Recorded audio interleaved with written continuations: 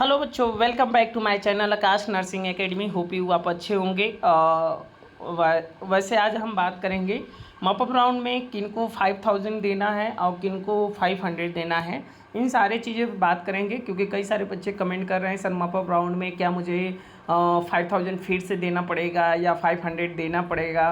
कुछ बच्चे को कॉलेज अलॉट हो गया, वो अपने सीट डिक्लाइन किए हैं, तो क्या उनको 500 देना पड़ेगा कि 5000 देना पड़ेगा। इन सारी चीज़ों पे हम बात करेंगे, क्लियरिफिकेशन।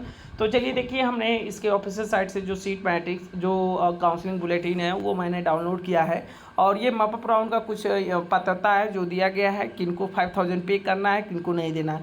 तो देखिए ये साफ साफ वर्ड में लिख रहा है कि निम्नलिखित अभ्यर्थी काउंसलिंग में मॉपअप राउंड में भाग लेने के पात्र होंगे। मतलब कौन कौन पात्र होगा ये तो पहले भी जानते हैं कि वे सभी अभ्यर्थी जिन्होंने काउंसलिंग पिछले राउंड में भाग नहीं लिया था वो भाग में इस राउंड में पार्टिसिपेट हो सकते हैं। दूसरा, वे सभी अभ्यर्थी जिन्होंने राउंड 1 और 2 में भाग लिया और उन्हें कॉलेज सीट आवंटित नहीं की गई, सभी वो भी भाग ले सकते हैं। मतलब अपने फर्स्ट सेकंड में कोई कॉलेज नहीं मिला वो सेकंड राउंड में जा सकते हैं, सभी इस राउंड में जा सकते हैं। सभी अभ्यर्थी जिन्होंने राउंड 1 और 2 में प्रवेश प्रक्रिया पूर्ण कर ली है और वे मॉपअप राउंड में भाग ले सकते हैं। जैसे करने का मतलब ये है कि आपको सेकेंड राउंड में कॉलेज मिला, आपने क्या किया, डिक्लाइन कर दिया या डिक्लाइन कर दिया। तो डिक्लाइन करने के बाद आपने उसकी प्रोसेस है, आपने अगर पूरा किया है तो आप इसमें भाग ले सकते हैं। लेकिन उन्होंने रजिस्ट्रेशन से पहले निर्दिष्ट तिथि के समय भीतर अपनी आवंटित सीट को इस्तीफा देना होगा। मीन्स उसको टाइमिंग के अंदर आपको रिजाइनेशन फॉर्म देना पड़ेगा। इसके बाद उनको पहले आवंटित सीट पर कोई दावा नहीं होगा। इस स्थिति में आवंटित सीट की काउंसलिंग शुल्क 5000 जब्त कर लिए जाएंगे। देखिए यहाँ पे लिखा भी है कि ये करने के बाद इस्तीफे के बाद उनका पहले से आवंटित सीट पे कोई दावा नहीं होगा। मतलब फर्स्ट जो भी सीट होगी वो कैंसिल हो जाएगी। इस स्थिति में आवंटित सीट और काउंसलिंग सुरक्षा शुल्क दोनों जब्त कर लिए जाएंगे। मीन्स आपको कॉलेज तो पहले जाएगा ही, साथ में आपको 5000 भी जाएगा यदि आप मॉपअप राउंड में पार्टिसिपेट करते हैं तो। मीन्स यदि आपको कॉलेज मिला है तो आप सेकेंड राउंड में अगर जाना चाहते हैं तो मॉपअप राउंड में जाना चाहते हैं तो आपको 5000 देना पड़ेगा यदि आप इस तरह से प्रक्रिया नहीं करते हैं तो। आगे देखिए, ये आप क्लियरिटी नहीं समझ में आया तो फिर से एक बार देख लेते हैं। देखिए यहाँ पे लिखा है कि सभी अभ्यर्थी जिन्होंने राउंड 1-2 में प्रवेश प्रक्रिया पूर्ण कर ली और वे मॉपअप राउंड भाग ले सकते हैं, लेकिन उन्होंने रजिस्ट्रेशन से पहले निर्दिष्ट तिथि और समय के भीतर अपनी आवंटित सीट से इस्तीफा देना होगा। मतलब वो उनको समय के अनुसार जो 12 से 17 के डेट है उसमें रिजाइनेशन फॉर्म देना पड़ेगा। इस्तीफे के बाद, जैसे कि अगर रिजाइनेशन के बाद उनका पहले से आवंटित सीट पर कोई दावा नहीं होगा। मीन्स जो कॉलेज मिला है उस पर कोई दावा नहीं होगा।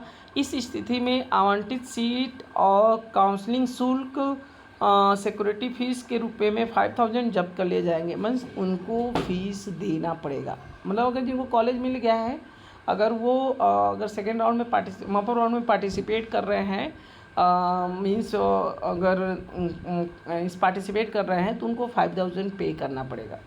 निम्नलिखित काउंसलिंग के मॉपअप राउंड में भाग लेने के लिए पात्र नहीं होंगे। ये तो पता ही है कि सभी अभ्यर्थी जिन्होंने राउंड 1 और 2 में भाग लिया और जिन्हें सीट आवंटित की गई तथा जिन्होंने इस्तीफा नहीं दिया तो ये वो पात्र नहीं होंगे। जैसे आपको रिजाइनेशन देना पड़ेगा, ये 100%, नहीं तो आप बाहर हो जाएंगे। रजिस्ट्रेशन प्रक्रिया ये तो आपको पता ही है। थोड़ा सा यहीं इस पॉइंट पे आ जाते हैं।